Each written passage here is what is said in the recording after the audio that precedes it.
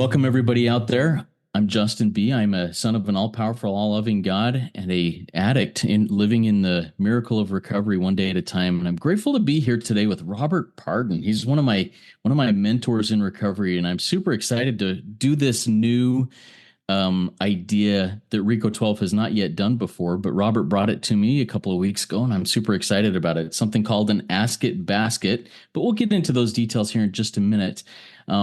First, I want to take just a minute and invite Robert to introduce himself and give just a little bit of background of what led you, Robert, to reach out to me to say, hey, Justin, why don't we look at doing this?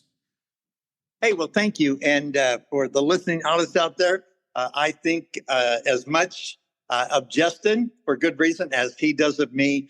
We were instantaneous friends, and for that, I'm always grateful. I spoke this last Sunday night over at this club, and I like to introduce myself as a person who came into AA with a myriad of behavioral and addictive substances and behavior, and obvious to me, obvious to Justin, and to others as we travel along this journey. My main addiction was alcoholism. But as a result of that, I became addicted to drugs, pornography, bulimia, compulsive overeating. And my first 12-step meeting, as you know, Justin, was Gamblers Anonymous. So I ran the gambit. One of the things that I found that I encourage your audience to because we are so sick in so many ways.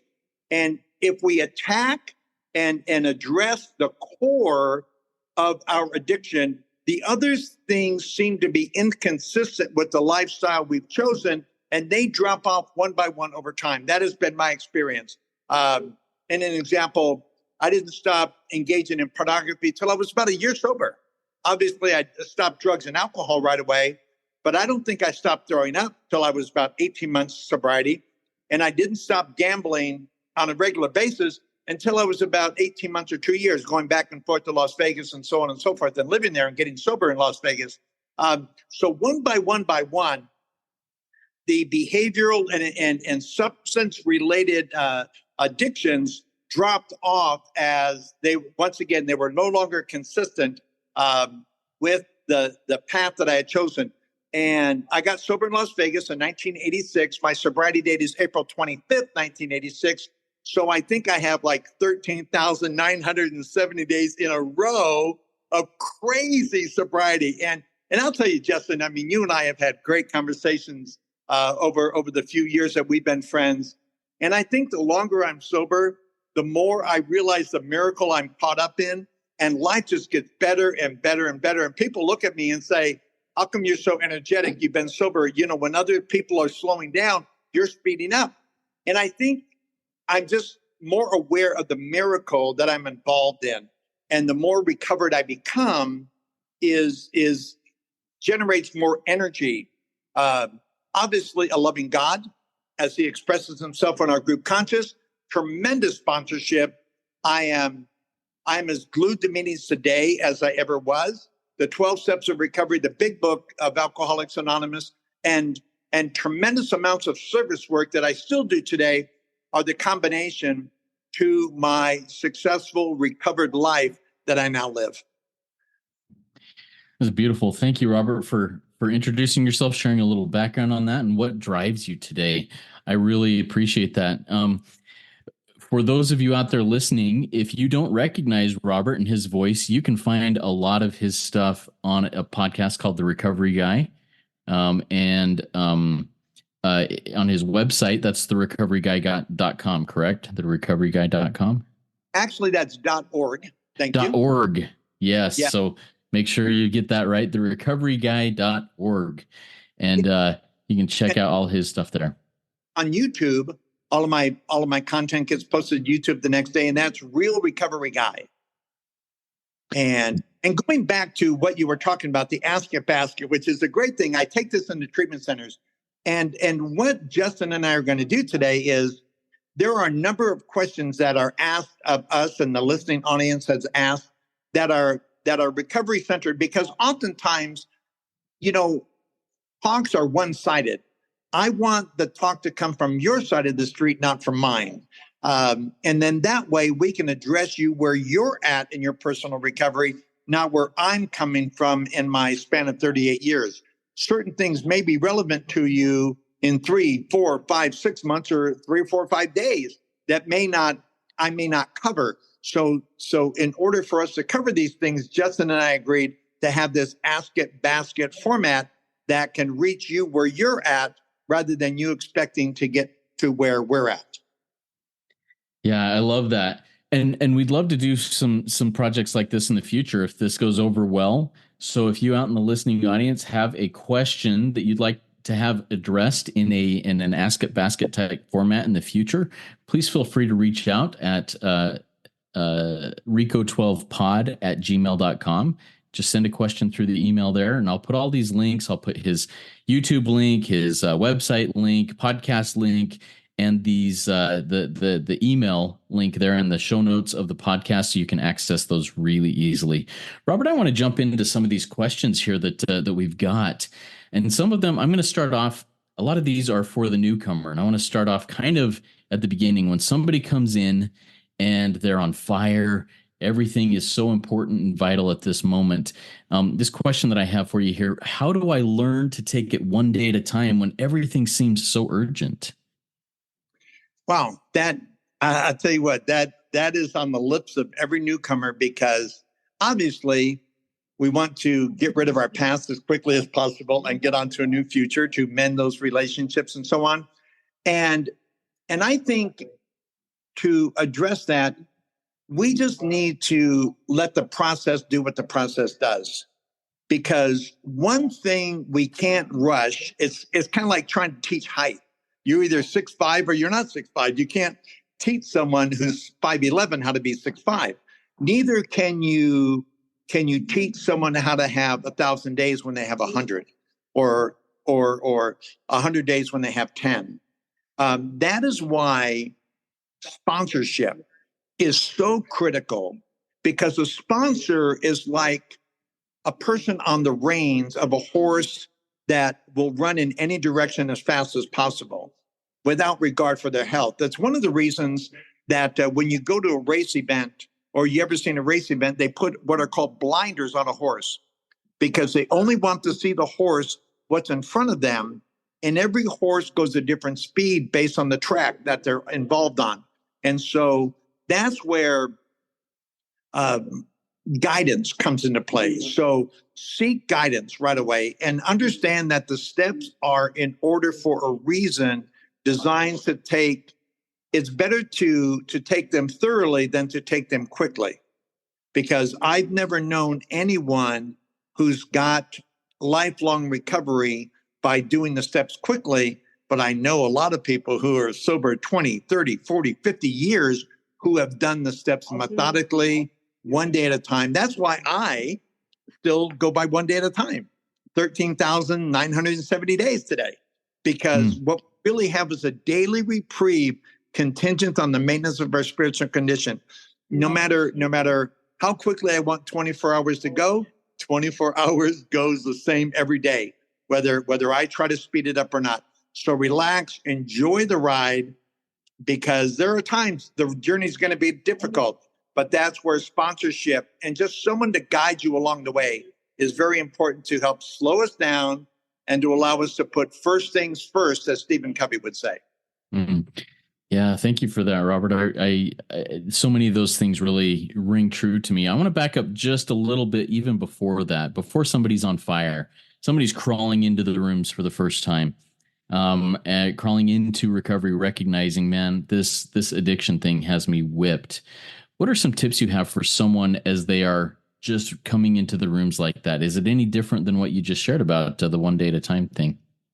Wow, that is probably foundational to everything. They told me if I wasn't sure I was alcoholic, stick around, because I would do till one showed up. And that's still humorous to me, because they knew my resistance. Every single person, Justin, and in your recovered life and your sponsorship, I know you communicate with so many people on different levels. Your sponsor, those you sponsor, those you interact with, some people you influence without being your sponsor, and so on, without being their sponsor. Everyone gets to recovery through what I call coercion. Everyone. I've never known anyone, and you'll attest to this. Never known anyone. Well, I think this is a wonderful sunny day. I think I'll go to an SA meeting, or I don't have anything else to do, so I think I'll go hang out with those drunks down there. I know there's an AA meeting or NA meeting or GA meeting or what have you. We all come where the wife says, if you don't change, or the spouse says, if you don't change, I'm going to change the locks.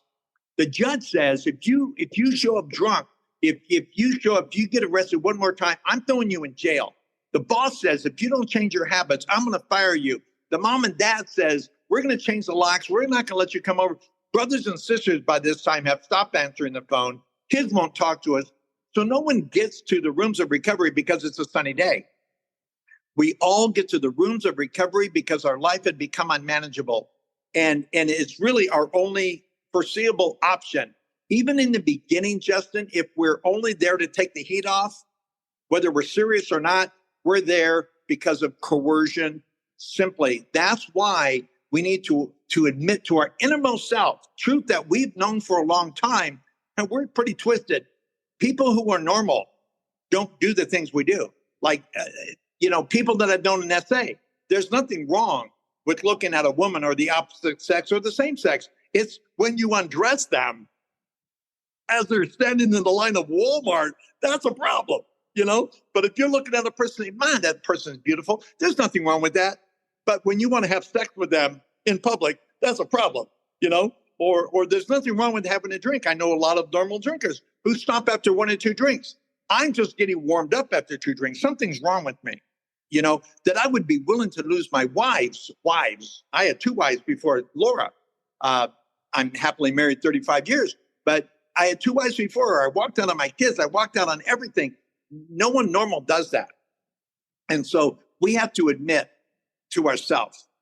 And eventually coercion has to take a back seat.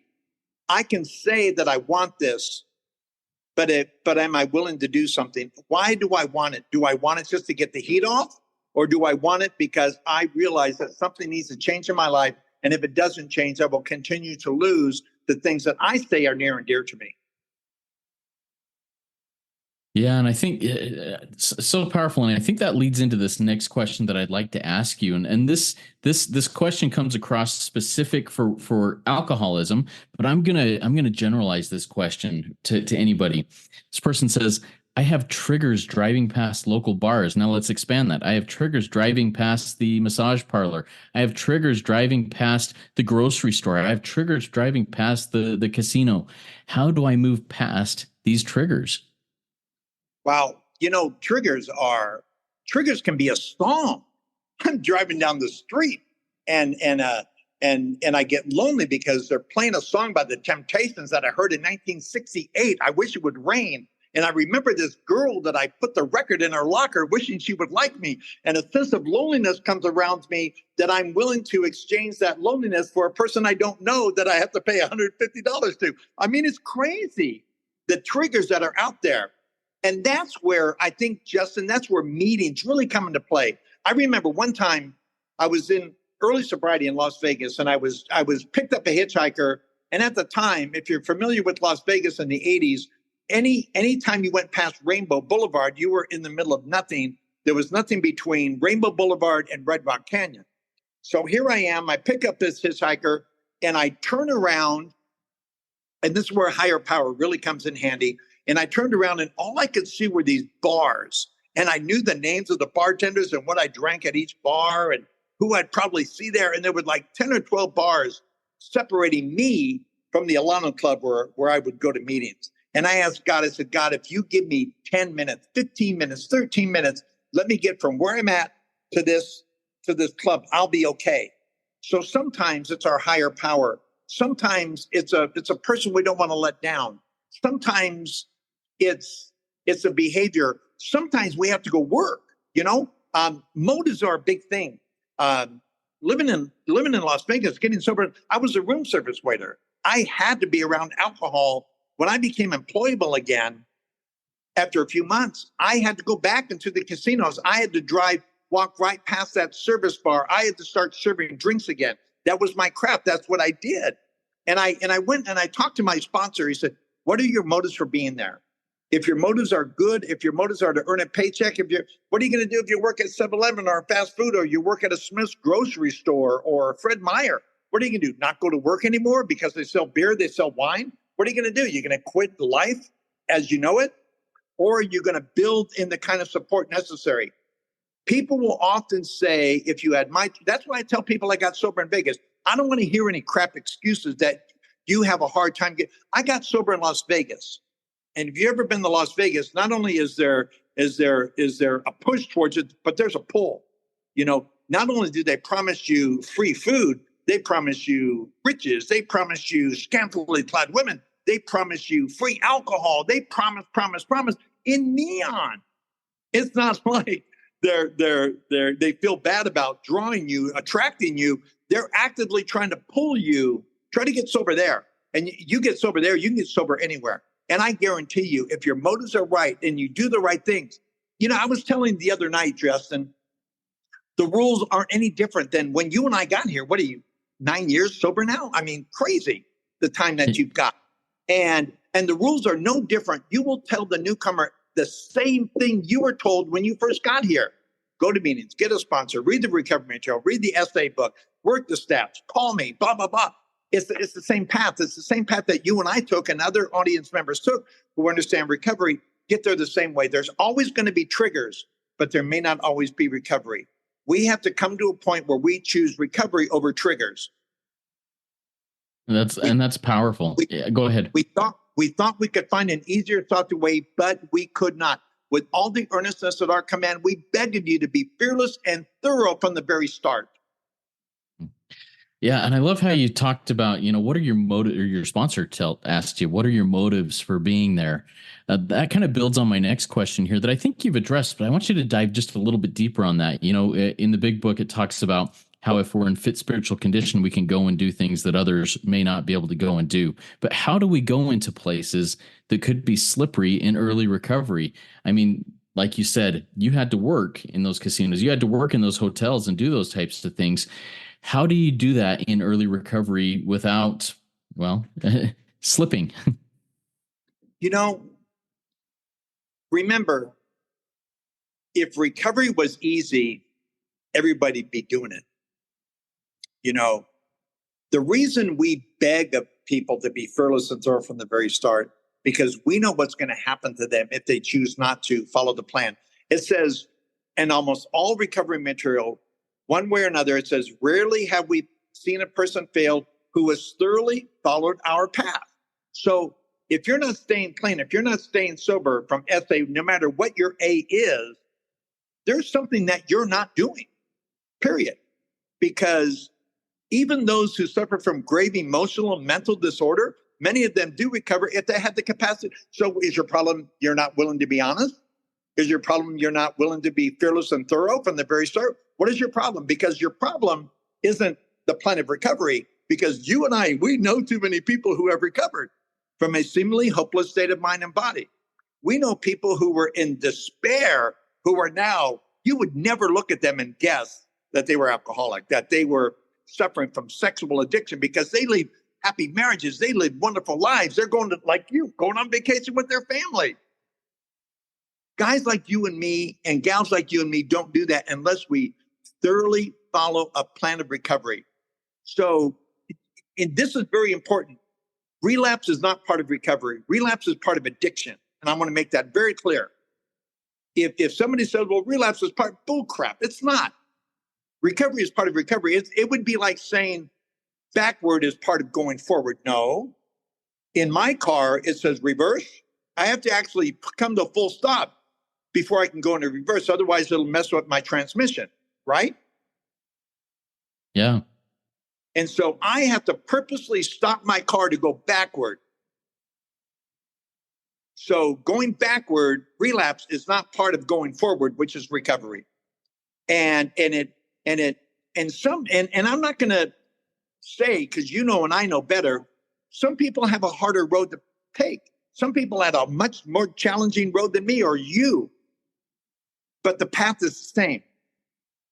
The most important ingredient to that is you and I had to surrender.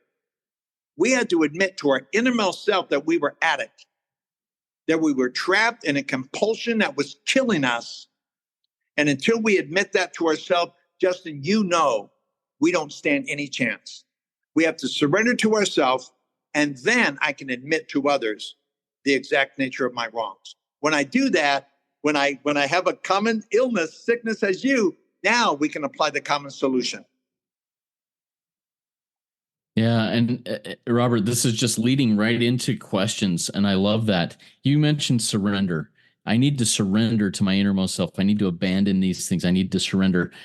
First part of this question, what does that mean to surrender? And second part, man, surrender, that's got to be the hardest thing that I ever had to do. And I'm afraid of it. I was afraid of it.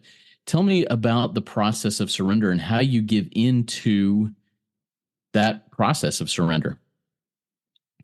Surrender, man, is probably the stumbling block to everyone's wellness. Surrender is not easy, although it's necessary. If I don't surrender to my condition, I will never get well. Never get well, because I will negotiate every other step. Could you ever negotiate step 4 and step 5 and be well? No. Could you, in step 6, it says this is the step that separates the men from the boys. In the 12 and 12 of Alcoholics Anonymous, Bill says, who likes to admit complete defeat? Practically no one. So we know there's a human component with us that causes us to die on the battlefield rather than surrender. Surrender means I give up. I'm done. I'm so tired. I can't do this anymore. My life is more painful than surrender could ever be. I'm tired of my wife, of my significant other not loving me, not trusting me, writing me a letter saying, I think I need to leave, or you need to leave. Or we show up at night and the locks are changed and there's a restraining order that we can't see our kids anymore. Or we wake up in jail and we realize that 4 days ago was your mom's birthday and the last thing you did was steal money out of her purse. I mean, all the things, the pain of surrender has to be less than the pain of addiction. Only when that occurs can we begin that journey. And surrender does not occur in a vacuum. Surrender occurs over time. All we need is a beginning. We need a crack in the door. Every door opens with a crack. Because if we open the door too quickly, all sorts of stuff comes down and piles on us and just dumps on us. But we open the door a little bit and we trust a little bit. And little by little by little, as our higher power proves him or herself, we trust more, we surrender more. And if I did that and I get this, what if I did that and I get that? How exciting can that be? And we begin to exchange what I call the exchange theory of recovery. We incrementally give up certain things and we see, wow, my wife has actually asked me to dinner, or my significant other, they want me around, or man, was that my brother answering the phone? Or is that the lending club saying they're going to give me another loan, or what have you, whatever our life circumstance is. Wow, I only lost a half a paycheck and I surrendered a little bit. What if I surrendered a lot? Can I keep the whole thing? I passed by a bar and I didn't stop in, and I knew who was going to be there, and I knew they would find me hilarious if I bought them a first round of drinks. And now I'm going home at 5:00 instead of showing up 2 days later. I mean, little by little, surrender, again, doesn't happen in a vacuum, even though it may happen in our head.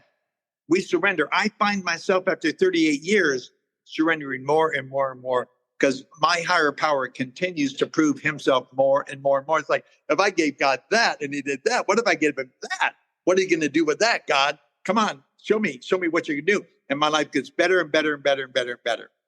But it takes surrounding myself with people, because we're a very tangible person. If we can't feel it, touch it, taste it, the senses, we don't believe it. And God is a spirit. Those who must worship him in spirit and truth.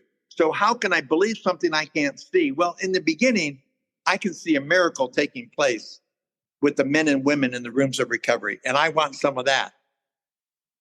Mm. Yeah, thank you for sharing that and walking through that surrender process and the benefits of it and the blessings, the promises of surrender. Next question I want to ask you kind of goes along with that because surrender, like I mentioned, is that was one of the hardest things for me to do, to admit powerlessness. I'm a red-blooded American man. I can do whatever I want and set my mind to. Well, obviously, I proved that to myself over a period of decades that I couldn't. But, that was still super hard to admit. Robert, what has been the hardest part of your recovery journey? Maybe even, 10 years into recovery, you hit something that was just super hard. What has been that hardest part of your recovery journey? Relationships, Justin. I have a very healthy relationship along the way. I think the shame that we bring into our recovered life and waiting for relationships to recover, some never do. I've been very fortunate in the restoration with my dad and with my mom, but certain family members, it'll never be the same because I'll be the same old Bob. They don't realize that there's not another shoe, let alone waiting for the other shoe to drop. And so I think expectations I would have on others. What do I have to do? What do I have to say? Who do I have to be for you to believe I'm not the same person anymore? Sometimes we hurt people to the degree that is beyond their ability to forgive, or at least forget. God, my higher power, it says in the Bible, whether you believe it or not, it still says in the Bible, says that God separates our sin as far as the east is from the west, which means it never meets. If you understand geography and north to south and east to west, what happens there in that dynamic? Or he throws our sin to the deepest parts of the sea where he remembers it no more. That's the higher power I want. I want a higher power that forgets all this stuff and remembers it no more. But people aren't that way. And we harm some people beyond their capacity to forgive us. And they may say, I forgive you or that when we do our ninth step, but it'll never be the same with them. And that probably is the hardest thing. I think there are, we can only do what we can only do. And thank goodness, step 9 doesn't involve you forgiving me for step 9 to be complete. It just means that I made a fearless and thorough inventory of people I've harmed. And then I became willing to make direct amends to those people wherever possible, except so as long as I make the amends wherever possible, that is my completion. But I'm still waiting for certain relationships to come full circle, and they may not. And I have to be okay with that. I think if there's anything, everything else in my life has been restored. I mean, I have a 35-year marriage. I have 10 grandchildren who've never seen me drunk. Only 2 out of my 5 children have ever seen an intoxicated version of me. I'm a respected member wherever I go, certainly in the rooms of AA. But certain things that I'm waiting for God. But that's a cool thing. And this is really important. There's this room I heard a long time ago. There's this room, it's called God's waiting room. And when I enter into God's waiting room, and we're all waiting for something. And if you're not waiting for something, you'll lie about other things as well. And we're all waiting for something. And there's nothing wrong with waiting. And when I wait in that waiting room, Justin, I see my friend Justin there, and I see Jason there, and I see Michelle there, and I think, oh, they're waiting too. And I wait with others instead of waiting, wondering why. Why have you forgotten me, God? What am I? I'm not good enough. I wait with you, and anytime I involve my life with you and extract me from the equation, it's like Muzak. Waiting time doesn't seem to be as long, and I'm willing to wait because I'm waiting with you instead of waiting away from you. I love that analogy with Muzak. I've never had Muzak equated with waiting with fellow recovered addicts in God's waiting room. I love that. So you touched on and you said, those relationships are really the hardest thing there, and some of those may never heal. Let's talk about some of those relationships. Let's say that early in recovery, and this question says, I found that not everyone in my family wants me to get well. they seem to like me much better when I'm drunk, when I'm, when I'm not the restless, irritable discontent that can come on when I'm sober. And so they egg on, just don't encourage my recovery. What do you do in those types of situations? You know, that boy, that is really true. Um, some people, the more well I get, the more exposed their sickness becomes. Um, and that's where my motto, from broken to whole, comes into play. Everyone, regardless of addict or not, everyone is broken in one way or the other, and everyone needs to face that brokenness. Um, I have to be very careful that I don't allow my recovery to become arrogance. I have to be very careful because love and tolerance is our code, as you well know. So, but I do know that certain people, the more recovered I become, the more it exposes their disease, their sickness. They're what are called irregular people, and they're always going to be a part of our life. And that's where good sponsorship and good relationships, not every place is going to be a safe haven in our recovery journey. So we need to spend time on a limited basis. It's kind of like involving ourselves. So if we are faced with irregular people or people who are contrary or resistant to our recovery, we have to find out, where can I minimize that interaction with them? Where can I stop being around them? Do I need to be around them as much? Can I go to another meeting? Can I do something else? What can I do? Because going against them only produces a greater resistance in them, which produces a greater resentment in me. So resistance in someone else can produce a resentment in me. And I know that resentment is the number one offender. And next thing I know is, well, I would have got sober. I would have done this if it wasn't for that person, this person, or that person. All of a sudden, my addiction becomes about someone else, not about me. And I'm not owning. So it's kind of like traffic, right? We have 3 or 4 lanes of traffic. If I decide to drive in the slow lane, then I can't complain about people in front of me going slow. There's nothing wrong with me going around those people and going the speed that I want to go safely, if it means going around. And there's nothing wrong with excluding them from our life. And that's where boundaries really come into play. Boundaries do 2 things, Justin, as you know. They shield me against you, and they shield you against me. And so understanding boundaries is a big, important thing. If someone is causing me, and I may need to do a 10-step on this, if someone is causing me a resentment, why? What are they doing? Is my response unreasonable, or is what they're doing unreasonable? If what they're doing is unreasonable and I can only claim my side of the street, I need to restrict their activity in my life. Or if they're an irregular person, if they're an employer, if they're a coworker, if there's someone in my family that I can't avoid, I need to learn how to peaceably coexist with them, regardless of I need to do what I need to do, regardless of their view of what I'm doing or what I'm not doing. And if I can move away from them, then I move away from them. That is where, once again, sponsorship, having that comrade, because every person in recovery has some form of what we're going through as we're going through it. And I would never go to the Amazon jungle without a guide. And I would never enter into recovery without a sponsor who's been there and done that. No, that's really neat. And I look at my own experience. My wife stepped into the Anon rooms 8 years before I stepped into the 12-step rooms. And I saw her getting well.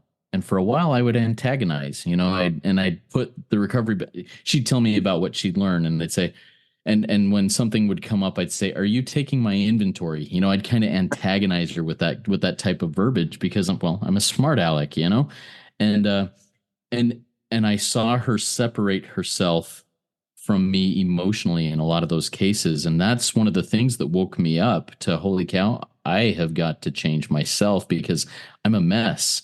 And her getting better yes, she's encouraging me to get better, but it isn't working because I'm not working it. And I think that's really interesting. Do you have anything else to say on that before I go to the next question? I think everyone needs to get well based on their own. And you bring up something that's very important is, especially in a marriage, in a relationship with a significant other, both people need to seek their own balance, because if one person is not getting well and the other person is, uh, it creates an imbalance. But with both people going in the same direction at the same time, it just expedites and people get more well. I would imagine your relationship is fantastic with you and your wife on the level of trust and appreciation, because you know what she's had to go through because you did the damage, right? And you drove her to the rooms, and she gave you a version of forgiveness and understanding in spite of her propensity and reason to be mad at you. You saw a sweetness in her spirit, and you realized that she was no longer pushing against you. She was going, and that inspired you to become well. Yeah, and while our relationship, my wife and I's relationship, is not perfect, it is growing in the right direction, and it continues to do so as we trudge this road shoulder to shoulder, commence this path of recovery together in our own ways. It's really good. So yeah, we've talked now about, I'll bring in the Bible and then I'll bring it back to the big book. We've talked about the second great commandment of loving our neighbor, loving others, and the big book talks about our primary purpose is to fit ourselves to be of maximum service to God and to others. We've talked about the others. We've talked about our neighbors. Let's talk about God. Talk to me a little bit, Robert, about your relationship with God, how that has changed through recovery, and how important your higher power is to you at this point. Oh, you know, a loving God as he could express himself in my life. See, I have a spiritual malady. I'm an alcoholic. Uh, Once I start drinking, I don't stop. Once I start, acting out, I don't stop. I have a spiritual malady, and God is the solution. Uh, in the big book of Alcoholics Anonymous, it says, after the 12 steps, it says, A, that we are probably alcoholic and could not manage our own lives. B, that probably we're alcoholic, could not manage our own life. B, that probably no human power could have relieved our alcoholism. And C, that God couldn't. What if he sought? So and this is a great question, by the way, because outside of the first step of every 12-step program, whether it's SAEA, OA, GA, you name it, AA, NA, the addiction is addressed in step 1. The relationship with the higher power is addressed directly in step 2, step 3, step 4, step 5, step 6, step 7, step 10, 11, and 12. The only steps where it's not directly but indirectly is step 1, step 8, step 9, where we have to admit, which is our point of surrender. What are we admitting to? We're admitting to we came to believe that a power greater than ourselves could restore us to sanity. That's God. Admitted, became willing to turn our will and our life over to the care of God. That's God. Made a searching and fearless moral inventory. Morality is of God. Admitted to God, to ourselves. Enough said there. We're humbly ready to have God remove these types of care. That's God. We're entirely ready to have him, God, remove these shortcomings. That's a God thing. Step 10 reminds me of my humanity, which is the absence of God. Step 11 is sought through prayer and meditation to improve that conscious contact with God. And step 12 is acknowledging a spiritual awakening with God. So if 9 out of the 12 steps are having to do with God in my life directly, what makes me think that by overcoming gambling, pornography, any form of addiction is not about God? It doesn't make sense. If this is just about pornography or alcohol or drugs, we only need step 1, but it's not. It's about God. God, God, God, God. And you better get a higher power or you're done. You are done. And if you have a problem with that statement, Justin can tell you how to contact me, and we'll have a bigger conversation about it. God is everything, or God is nothing, Justin. Yeah, and that's God. In the beginning, it was guys and gals like you and others, and Jason and Alyssa. They were my representation of God. I saw God doing something in them that I wanted done in me. Now I've been a Christian since March 4th of 1994. I know Christ is my Savior, but that evolved. The great thing about recovery rooms is you get to choose. I don't care who your higher power is. I just care what your higher power does. And that God wants to evolve in my life. God wants to continue to prove himself over and over. He says, see, Robert, I can take care of you. See what I did here? See what I did there? You think that's bad. Wait till you see me do this. And I get excited every day about God is doing for me what I could not do for myself. It says, are these extravagant promises? We think not. That's how I trust God. Love that. Now, on that, let's talk about this a little bit. What does your prayer life, your meditation life, your step 11 life look like on a daily basis for you, Robert? Oh, my gosh, 3 times a week, I spend 90 minutes with God, uninterrupted.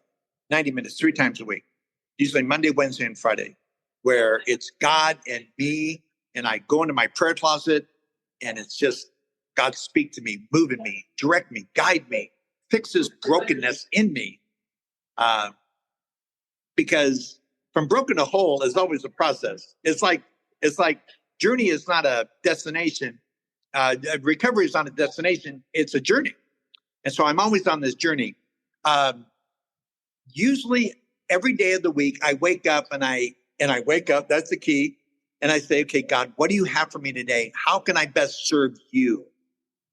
And I go into this prayer closet as I'm getting ready, as I'm starting my morning. Sometimes I'm communicating with others in recovery. They're sending me questions. How can I do this? How can I do that? My main purpose of getting well, look at step 12.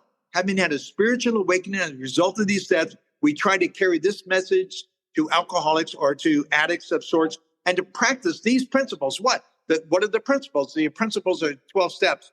So my response to God, my knowledge of him allowing me to get up one more day and live this recovered life is, what can I do for God's kids?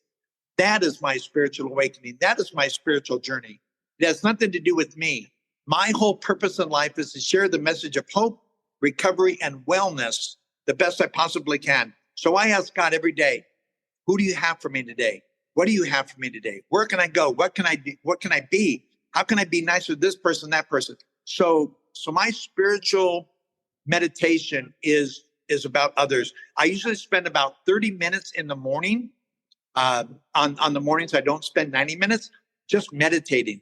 God speak to me. And I read the big book or the 12 and 12 or my Bible. And I say, God, give me direction, because we know my path sucks. But your path is always righteous, because my path will include me. Your path includes others. I have a lot more fun on God's path.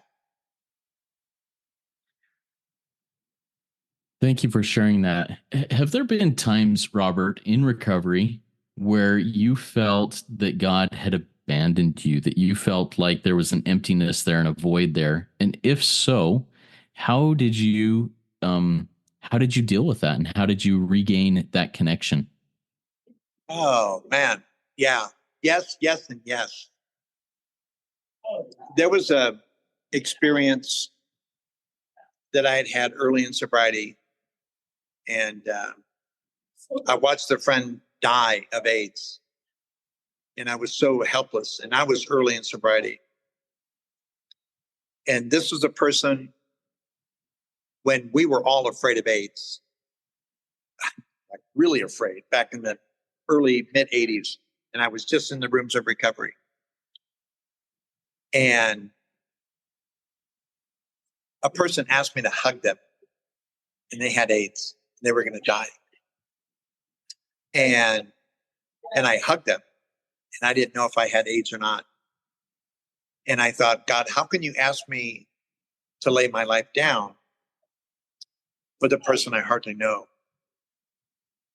And then I watched this person get weaker and weaker and weaker. And all I wanted to do was save them. All I wanted to do was watch them get sober and to live the life that I was going to live. But they were 25 years old and they were gonna really die a lonely death, because back then, AIDS was taboo. Only gays got AIDS. They didn't understand the heterosexual community who were living a lascivious life. And I watched this person pass away, and it was very challenging.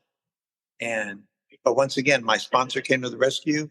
The rooms of AA came to the rescue.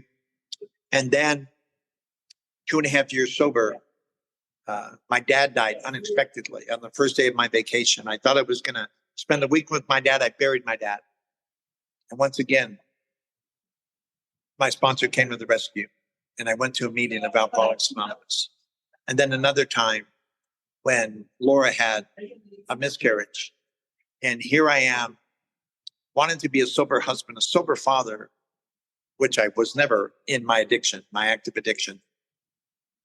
And instead of us having a baby, I'm carrying this woman who's bleeding all over me into the emergency room, and watched as they pronounced that we lost her child. And I buried my sister. I pulled her breathing tube from her at the doctor did, but at my direction, because she had no brain waves left anymore. And sometimes you just wonder, God, why have you left me alone? Why have you abandoned me in my sorrow and my pain? And yet there was enough belief that I had that even with my unbelief, and there's biblical representation of this actually occurring in the Bible, that I was able to hold on. I believed just enough that God said, I will carry you through this traumatic situation. And I've had other things in my life, but those are just a few of the things where I said, God, why getting sober? But I knew that sobriety, working through this opportunity, I knew getting drunk, getting high, acting out was not the solution for me. When I sat in the hotel room after I'd relapsed and I wondered if I was ever going to get well, God moved me back to the rooms of Alcoholics Anonymous. And I thought God had forsaken me. I thought God forgot about me. I thought I was no longer important. And yet it was going back to the rooms of recovery that I found him, and that I found how much God loved me. Well, that's beautiful. And I think you addressed this, but I'm gonna pose this as I try and put myself in your shoes early in sobriety and in recovery. You lose a friend, you lose your father, sister, you lose all these people around you. Was the temptation, or even did you ever say this? God, I am sober. I am doing all of these things. Why are you punishing me for my what I think are good actions? Why are you punishing me for these? So did you ever have those types of thoughts and anger towards God? And then how did you feel that love again? You talked about going back into the rooms, your sponsor helping you, but let's talk specifically with your higher power, with God, on that, how you mended that relationship. I think, I've wrestled with this with newcomers. You know, God never did anything to me. God has done everything for me. Everything that I ever did, I did to myself. And I know that because when I turned, God was there.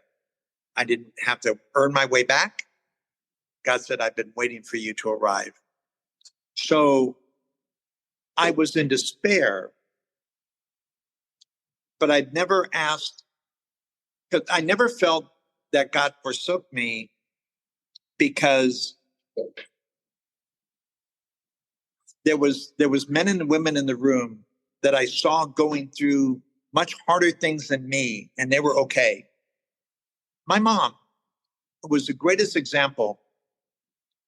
She would say later in life, even in what a wonderful testimony, she would say, others would say to her, why me, God? Right? Why me?